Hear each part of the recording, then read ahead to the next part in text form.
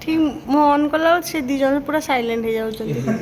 ସରି ହଁ ହଁ ହଁ ହଁ ଆମେ ସେଇଥିରେ ଲକ୍ଷ୍ମୀ ହେବା। କ'ଣ ହେଲା ଯୋଉ ପଖାଳକୁ ଆଳୁ ଚକଟା ଖାଇଥାନ୍ତ କ'ଣ କହିଲୁ?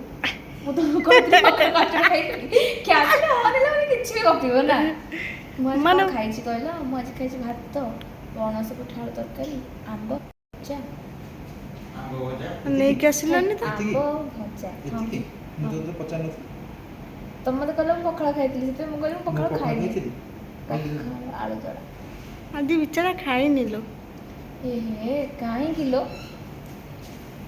ଆଜି ଦ୍ୱିପହରେ ଖାଇଛି ମୁଁ କାକୁଡ଼ି ଆଉ ବାନାନା କେକ୍। ଡାଇଟ୍ରେ ଅଛି ଡାଇଟ୍ରେ। ଓ ଆଗକୁ ବାହାସାହା ହେବାର ପ୍ଲାନ୍ ଅଛି, ସେଥିପାଇଁ ଏବେଠୁ ଟିକେ କଣ୍ଟ୍ରୋଲ୍। ବୁଝୁଛି ବୁଝୁଛି।